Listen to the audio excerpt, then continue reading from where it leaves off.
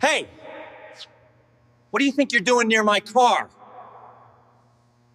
Was just looking, sir. It's a beautiful Ferrari. Yeah, well, looking is all someone like you will ever do with a car like this. You probably take the bus, right? Nice car, huh? Do you drive it much? I take the train, actually. Of course you do. Work harder, make smarter choices, and maybe one day you'll afford more than a Metro card. All right, so this story is absolutely wild, man. It's about ego, assumptions, and one of the most satisfying moments of instant karma I've ever heard. This is the kind of thing that makes you believe the universe has a sense of humor. So we're at this high-end office building in Miami. I'm talking marble floors, glass elevators, the whole deal. It's one of those corporate towers where tech companies and finance bros rent out entire floors. And in the underground parking garage, there's this Ferrari 488 Pista. Bright red, carbon fiber everything, probably worth $500,000. It belongs to Marcus Wellington, the CEO of some cryptocurrency startup that just got a massive funding round. Now Marcus is exactly who you think he is. 32 years old, never struggled a day in his life, treats his wealth like it's proof of his superiority. Designer suits, Rolex collection, the works. He's got that tech bro arrogance turned up to 11. And then there's James. James is the night shift janitor. 63 years old, been cleaning that building for 12 years. Quiet guy, keeps to himself, always has his headphones in. Here's what most people don't know about James, and this is important for the story. James isn't just some guy who ended up as a janitor because he had no other options. This man had a whole career before this. A serious career. But life has a way of humbling even the most skilled among us. And sometimes circumstances force you into situations you never imagined. James worked in the automotive industry for nearly 3 decades. Not just any automotive work. High-end, exotic, precision engineering. The kind of stuff where a single mistake can cost someone hundreds of thousands of dollars. He knew engines the way a surgeon knows anatomy. Every system, every component, every quirk of every model. He could listen to an engine and tell you what was wrong before even popping the hood. But then his wife, Margaret, got diagnosed with stage 4 cancer. They'd been married for 38 years. She was his everything. And the medical bills? Man, they were astronomical. Even with insurance, the experimental treatments, the medications, the hospital stays, it wiped out their savings. His pension from the dealership wasn't enough. He needed more income and better health coverage. So at 58 years old, after retiring from Ferrari, he took a job as a janitor. Not because he couldn't do anything else. Not because he lacked skills or intelligence. But because it offered good health benefits and steady hours so he could take care of his wife. She passed 2 years ago, but he kept the job. It gave him purpose, kept him busy, helped him not think about the empty house waiting for him. Every night, he'd clean those offices, empty those trash cans, mop those floors. And he did it with dignity. He never complained. Never told anyone about his past because it didn't matter anymore. That was a different life. But he still loved cars. Couldn't help it. It was in his blood. So whenever he'd see something special in that parking garage, a Lamborghini, a McLaren, a Porsche, he'd take a moment to appreciate it. Not with envy, but with the eye of a craftsman admiring fine work. And that's where our story begins. With James admiring a Ferrari, and Marcus Wellington about to make the worst assumption of his life. So it's about 7 p.m. on a Thursday. Marcus is heading to his car after working late. Well, working late probably means he was on a Zoom call talking about NFTs or whatever. He gets to the parking garage and sees James standing near his Ferrari, just looking at it. Not touching it. Not doing anything wrong. Just admiring it the way you do when you see an incredible machine. Marcus immediately gets territorial. He walks up with this aggressive energy. Hey, what do you think you're doing? James pulls out his earbuds, startled. Oh, sorry, sir. I was just looking. Beautiful car. Marcus looks him up and down with pure contempt. James is wearing his janitor uniform, navy blue coveralls with his name stitched on the chest, work boots, cleaning supplies on his cart nearby. Yeah, well, looking is all someone like you will ever do with a car like this. You probably take the bus, right? James stays calm. I take the train, actually. Marcus laughs, this condescending chuckle. Of course you do. Let me give you some advice, buddy. Work harder, make smarter choices, and maybe one day you'll be able to afford something more than a Metro card. Now let me pause here because this attitude, this is everything wrong with how we measure success in modern society. Marcus has equated wealth with worth.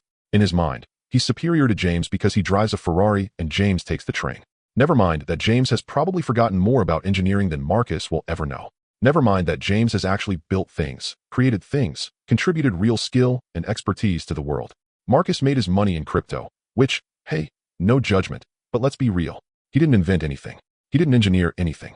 He got in early on some coins, made the right bets, convinced some venture capitalists to give him money, and now he's running a startup that may or may not exist in 5 years. His wealth is largely speculative. Meanwhile, James spent decades mastering an actual craft. But Marcus doesn't see that. He sees the uniform. He sees the skin color. He sees someone he perceives as beneath him, and it gives him this sick sense of superiority. James could have said something, could have put Marcus in his place right then and there, but he didn't. Because James learned a long time ago that some people aren't worth the energy. Some people are so trapped in their own ego that nothing you say will penetrate it. They have to learn the hard way. So James just nods politely. You have a good evening, sir. He goes back to his cart, pulls out his cleaning supplies, and starts wiping down the handrails near the elevator.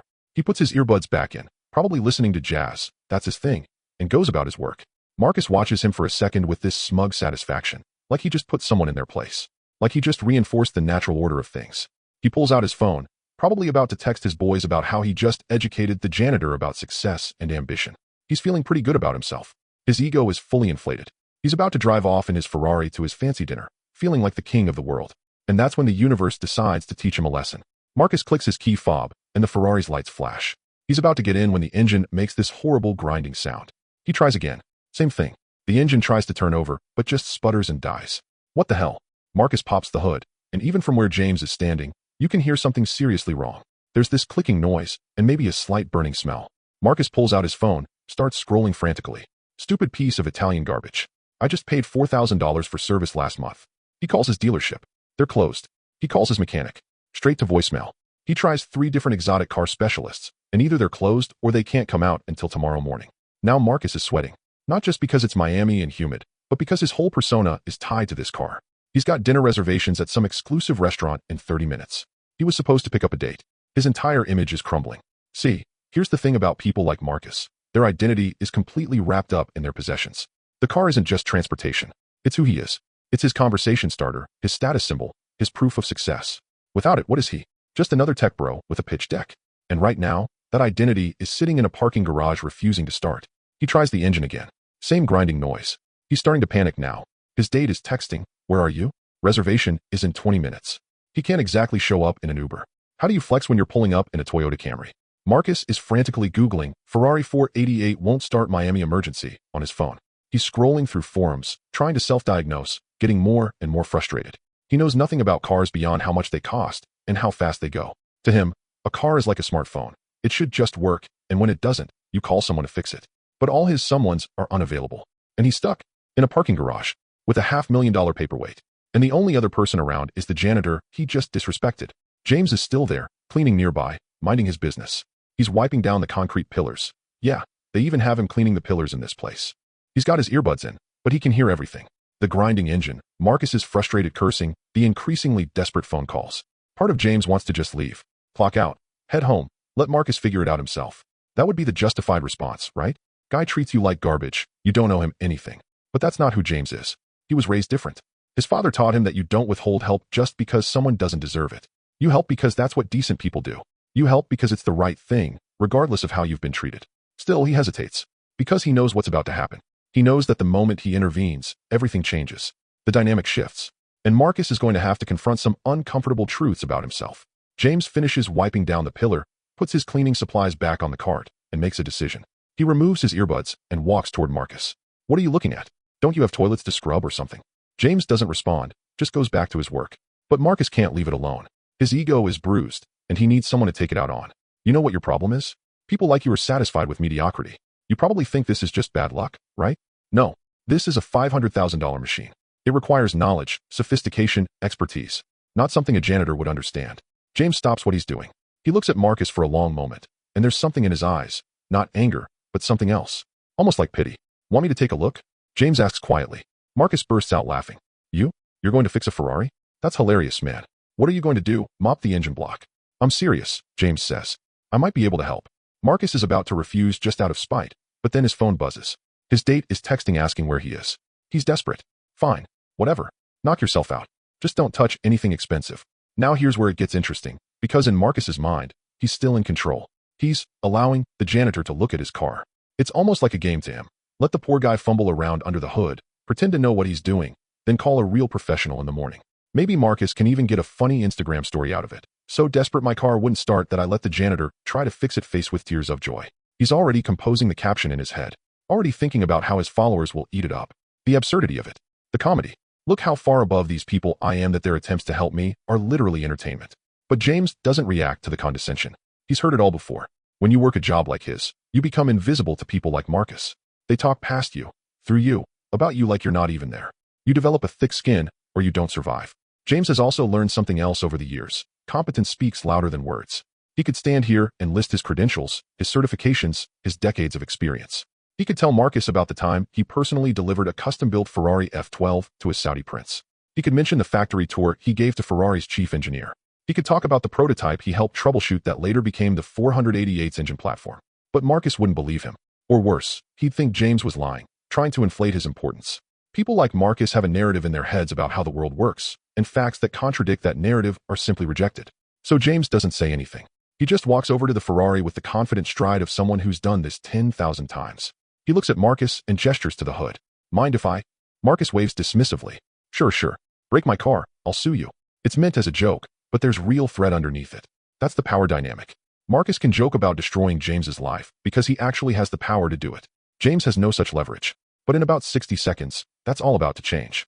James walks over, and the way he moves changes everything. He's not shuffling anymore. He walks with purpose.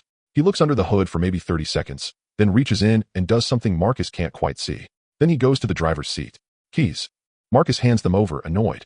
James sits down, adjusts the seat like he's done this 1,000 times, and turns the key. The engine roars to life. Not sputters, roars. Perfect. Smooth. Like it's brand new. Marcus's jaw drops. What did you? James gets out, hands back the keys. Fuel pressure regulator was sticking. Common issue on the 488 Pista when you use low-quality gas.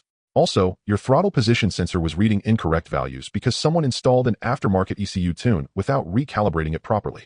Marcus is stunned silent. James continues. Before I took this job, I was a master technician at Ferrari of Fort Lauderdale for 28 years. Certified on every model from the 308 to the SF90. I've probably worked on 300 Ferraris, including prototypes most people will never see. Marcus's face goes completely pale. I retired 5 years ago after my wife got sick. The pension wasn't enough to cover her medical bills, so I took this job for the health insurance. It's honest work. I'm not ashamed of it. James picks up his cleaning cart. Your car's fixed. But do yourself a favor. Get that tune removed before you blow your engine. And maybe get your fuel system flushed. You've got contamination that's going to cause problems down the line. He starts to walk away, then stops and turns back. Oh, and one more thing. That stupid piece of Italian garbage you're driving?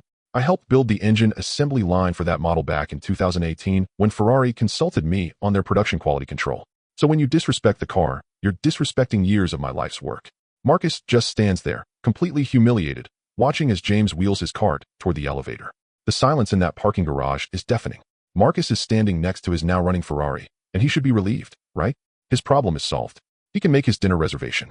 He can pick up his date. Everything's fine.